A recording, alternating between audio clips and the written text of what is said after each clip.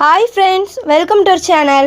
இன்னைக்கு நம்ம சேனல்ல ரொம்பவே கிறிஸ்பியான டேஸ்டான ஈவினிங் ஸ்நாக்ஸ் ஓலை பக்கோடா எப்படி செய்யலாம்னு பார்க்கலாம். வாங்க வீடியோக்குள்ள போகலாம். ஒரு கப் அரிசி மாவு, அரை கப் கடலை மாவு, எள்ளு ஒரு ஸ்பூன், வத்தத்தூள் ஒரு ஸ்பூன், உப்பு தேவையான அளவு. ஃபர்ஸ்ட் ஒரு பாத்திரத்தில் நம்ம எடுத்து வச்சிருக்க அரிசி மாவை சேர்த்துக்கோங்க. இதுலேயே நம்ம எடுத்து வச்சிருக்க கடலை மாவையும் சேர்த்துக்கலாம். எள்ளு, சில்லி பவுடர், உப்பு தேவையான அளவு சேர்த்துக்கலாம். சேர்த்து இதை நல்லா கலந்து விட்டுக்கோங்க.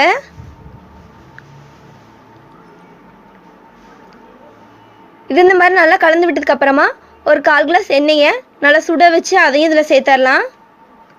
நம்ம எண்ணெயை சுட வச்சு சேர்க்கறதுனால இது நமக்கு நல்லா கிறிஸ்பியாக கிடைக்கும்.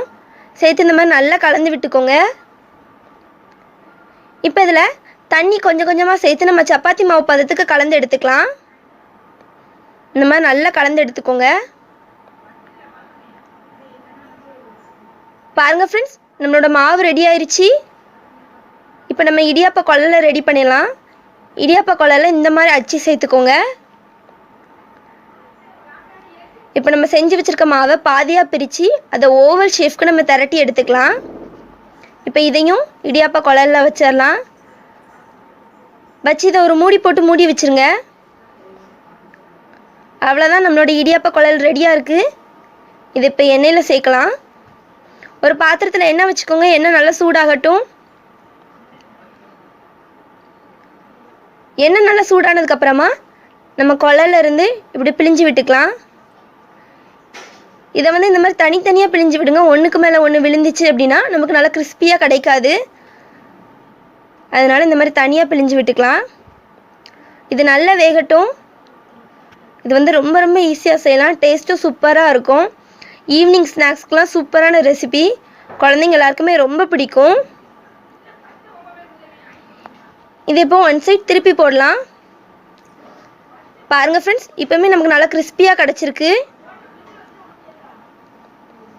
இதே மாதிரி அந்த பக்கமும் நல்லா வேகட்டும். இதை செஞ்சு நம்ம ஒரு பாக்ஸில் அடைச்சி வச்சோம் அப்படின்னா 1 மந்த் வரைக்கும் கெட்டு போகாமல் நமக்கு அப்படியே இருக்கும். இதே மாதிரி அந்த பக்கமும் நல்லா வேகட்டும். பாருங்கள் ஃப்ரெண்ட்ஸ், கலர் பார்க்கவே சூப்பராக இருக்குது. 2 பக்கமே நமக்கு சூப்பரான கலரில் கிடச்சிருக்கு. இதை எடுத்து வெளியே வச்சிடலாம். அதே மாதிரி எண்ணெயில் நம்ம பிழிஞ்சு விட்டுக்கலாம்.